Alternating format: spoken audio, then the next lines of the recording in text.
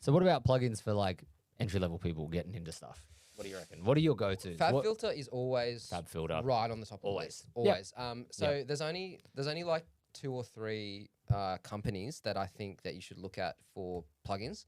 Yep. Soundtoys. Soundtoys. So yes. I think always. Yeah, always. So there's Yep. there's two types of 60% off upgrades. Soundtoys do bullshit sales. Yeah, like there we 50, go. 60% off all the time. Yep. Like it's the fucking best. Yeah. If you haven't got Soundtoys. Soundtoys, Soundtoys to me one to is get. like this is the closest you'll get to analog hardware sounding. yeah, plugins. cool vibes. Yeah. Right? Am I right? Yeah. So like Devil Lock, Yeah. Decap, like Decap I use every mix. all It's the on time, bro. something. Let me Yeah. just have a look at this list. So products. So Their delays. Soundtoys, to Echo me, Boys on every it's mix. like they sound like analog yeah. to me. Like Yeah. it's not as close, but The micro shifter love is that on every vocal mix I do. Everything. It's sometimes on bass. It does I the use it on chorus bass. thing. I use it on bass. Yeah. Devil Lock. Yeah, if you want that, like, there's lots of kids getting into 90s stuff. If you Yes. want the sound of the, like, Nirvana Yep. bass chorus, 100%. that's the microshift has that exact plugin. A lot like, of- that piece of hardware. A lot of really big name engineers use this stuff because there's nothing else really like it. Yeah. Like there's There's the whole point of that company, like calling it Soundtoys, is exactly that. There's a bunch of sounds that you get. They're really quick and easy to slap on and use and dial in something useful or something that sounds cool. yeah, man. And this is one of those only times where I would actively say like these are cool plugins. These leveled up my mixing straight away Oh, dude, because I just started making better 100%. creative decisions. Yeah, if you want like stuff that is like feels like Analog. Yeah, feels analogy. Has a very specific colored sound. Yeah. The Soundtoys is it. Yeah, Like 'cause sound.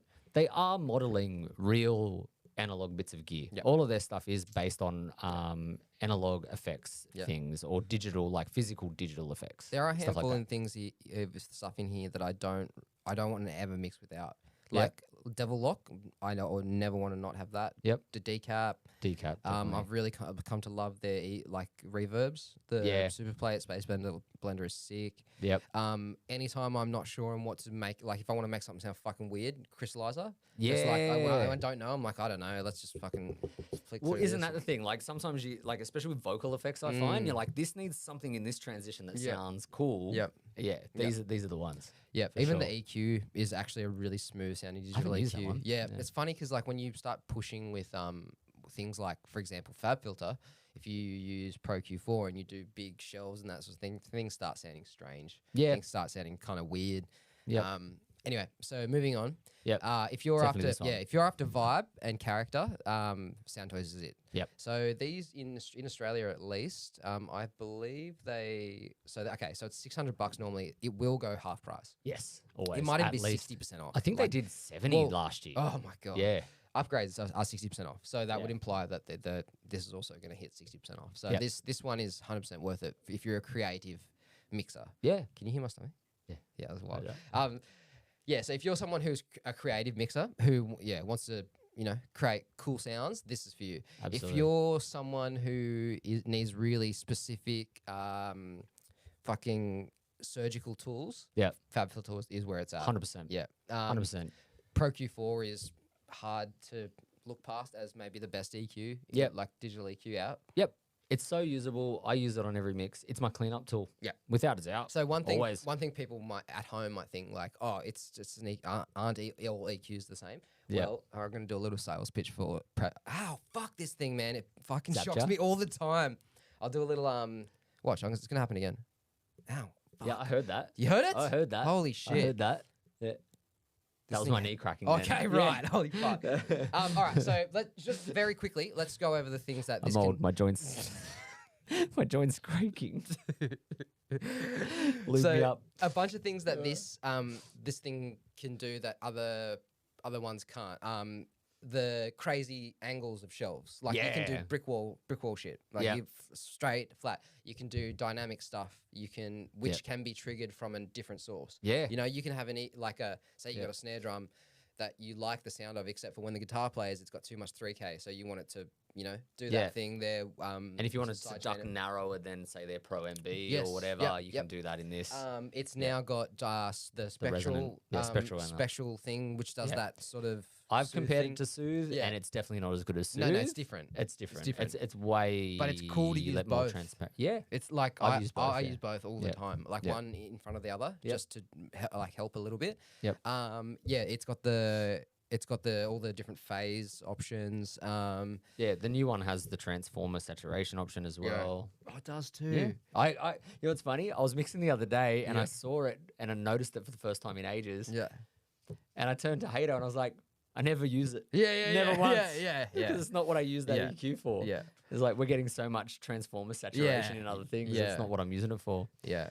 But it's there. Like I would say it is the most easily the most versatile EQ. Easily. Yeah. Easily. Like it's just so if you had one EQ, that's going to be the one. 100%. 100% all day. Yep. The reverb is really useful. Really I've never cool. used the reverb It's because I really don't have it. I don't It's- think. The one thing I do like about Fabfilter is I think they try and cover all bases. You know, Yes. they try and like the reverb can do plate, hall, room, Yep. IR. You know, like any type of reverb, Yep. which is really cool, and they all sound great. Yep. I think Pro L2 has probably replaced L1 as like the limiter. Yes. That I've noticed anyway. Yep. C2, just a nice like simple. Compressor, very useful. MB is one of those ones people ask all the time. Oh, do you use it like all the MB? time. It's like I can't mix without MB now. Yep. Honestly, like Yep.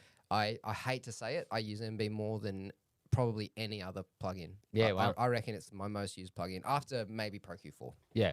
Yeah. yeah. Yep. DS is my DSer. Oh, is it? Yep. You? I Oh, you got the hardware.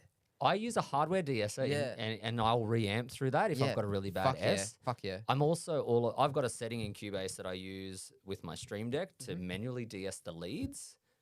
And I have actually this is one that I don't even know if we talked about this. Have you heard of Split S? Have we talked about Split S? No. Okay, this Split is S. sick. This Alright. is cool.